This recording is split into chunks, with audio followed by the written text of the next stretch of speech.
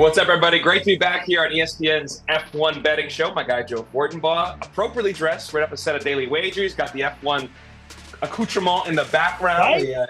The ESPN bigwigs were out in Vegas getting stuff ready. I look like I'm going to the gym. But how we doing, my man?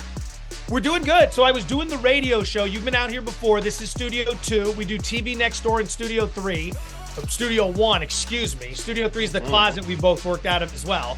And I'm sitting in here yesterday doing radio, and this flashes up behind me, and I'm like, I didn't realize everyone knew how much I liked F1, and they put this on. Turns out nobody could have cared less what I liked. There were executives in town, and they were putting the logos all over the place. So a bit embarrassing, but I got them to put it back up for today's show. Fancy up the joint a little bit.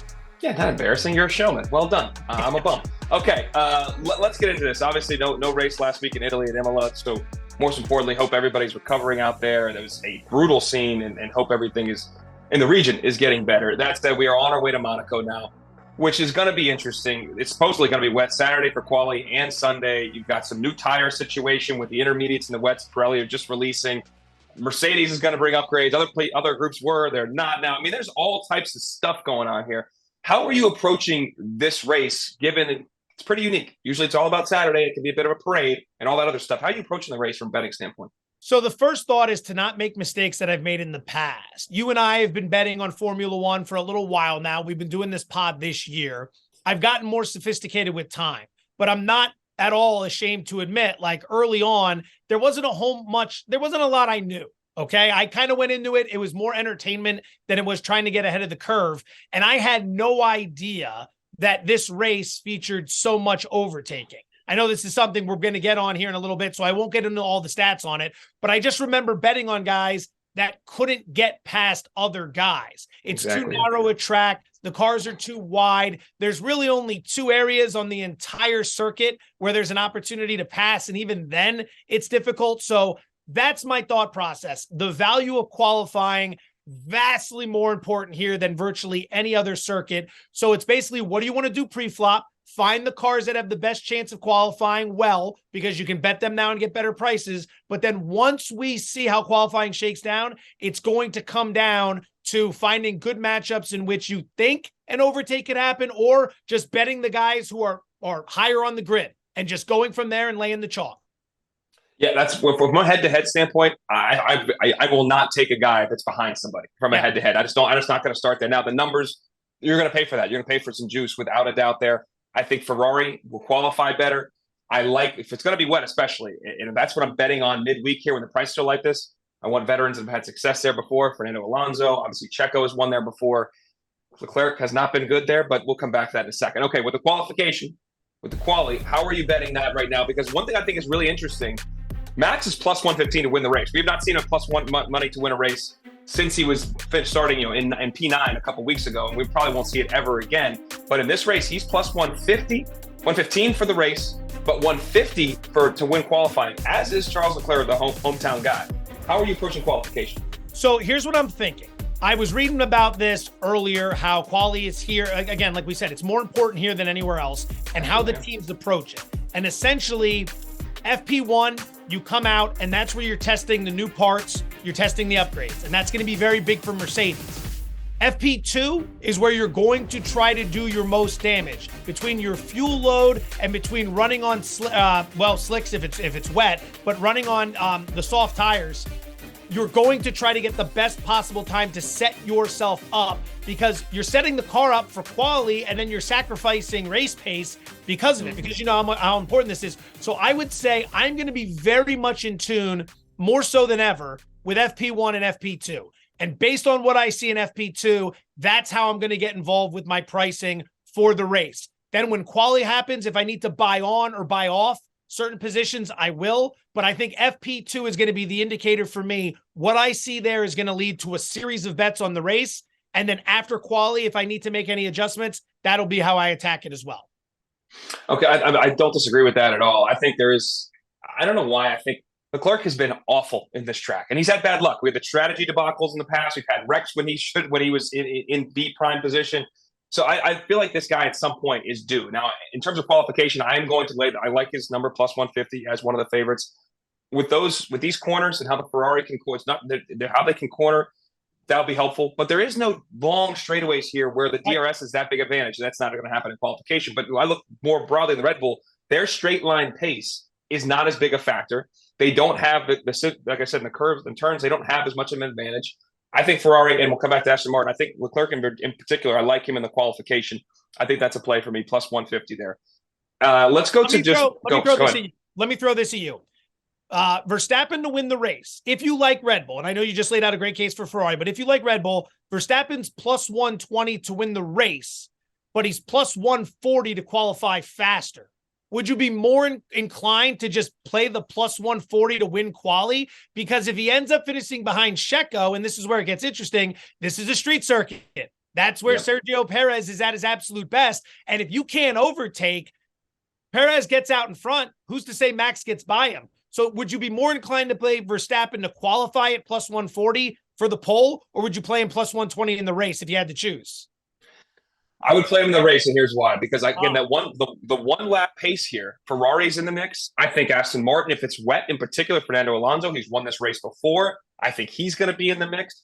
I think that one lap pace, other cars have shown they can hang with the Red Bull. It's the race pace you can't hang with. It's the strategy. It's the execution from the pit crew. It's the cold-bloodedness of their drivers that don't make mistakes. So if you're going to give me an opportunity, I would take the race because there could be some chaos in front of them. We've seen that happen before. Guys wreck when they shouldn't, and you just have one little mistake and you're off there. So given that, I would take Max at plus 120 to win it. But like I said, I'm kind of fading Red Bull here. I've ridden into double podiums before. I've been really good when Max won from P9. We were really good. Like there have been things really productive for that team, and obviously I'm a Max fan, as I've said before. I think I'm opening up for other opportunities as we stand right now. We'll see. Quali, as you said, may realign everything, but I'm going to put down some bets midweek here because I think there's some value. We'll come back to some of those folks as well. Before we get into who's going to win the race and some podium things, let's talk about some of the rookies. Sure. Or got qualified, an over-under on classified drivers, because you haven't been here before and it's in the wet, possibly.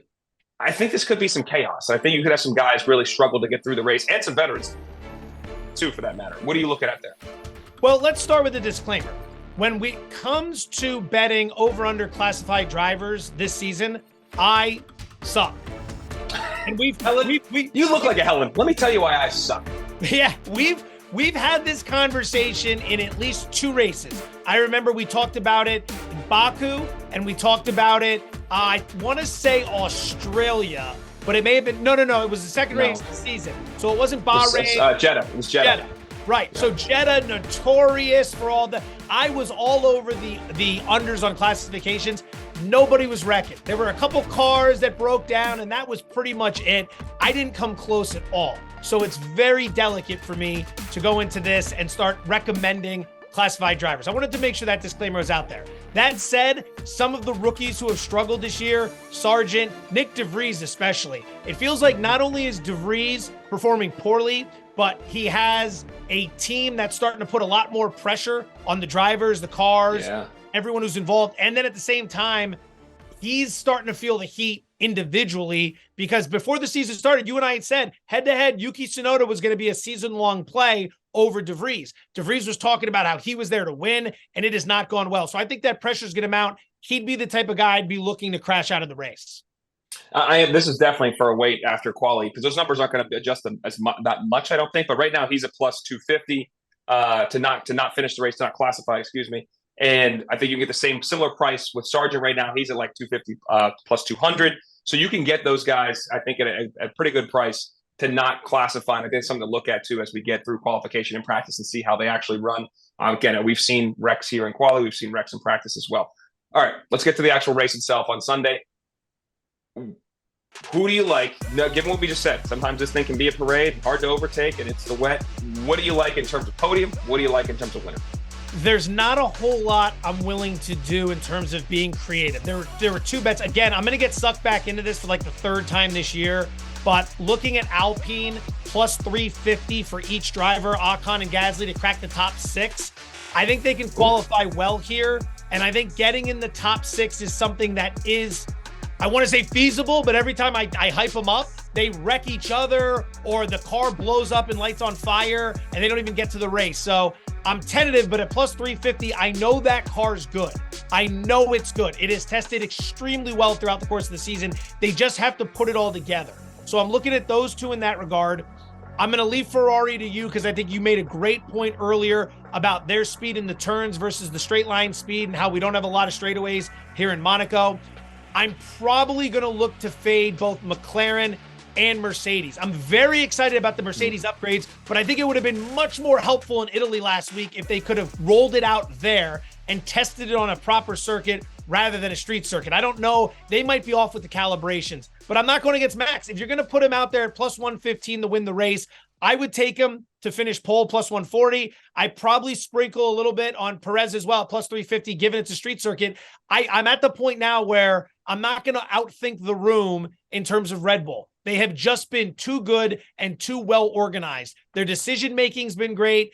Their practice sessions have been great. Everything they have done to this point, it feels like if I bet against them, I'm betting on a crash or a breakdown, and they don't do that. So that's where I am. I know it's not very sexy. It's not sexy, but it is. It's probably the smarter thing to do. But yes, I'm trying to outthink the room. I'm trying to be a little too cute here. I think right. we're gonna find out if that's actually gonna pay off. I want to start with Alpine though, because that did pay out last time for me. Plus both drivers. Plus top 10 was both in plus money. Right now it's hovering around plus money. You also could do another bet with winner in terms of team that isn't Ferrari, Mercedes, Aston Martin, or Red Bull. That's a little bit different. That's like a minus 140. There's some juice on that, but there are some plays to be made looking at Alpine as the best of the rest. And I think with Ocon and Gasly being experienced here and had some decent drives here as well, I like that play, especially the top, both in the top 10, right around plus money. We went through Leclerc already. I think I'm going to wait in terms of making bets to win the race. I'm going to wait and see how things shake out, with the exception of Alonso. He's plus 650 right now to win the whole thing. And I do think if they qualify well, he's qualified on the podium in 3 of the 5 races, top 3, excuse me, in 3 of the 5 races.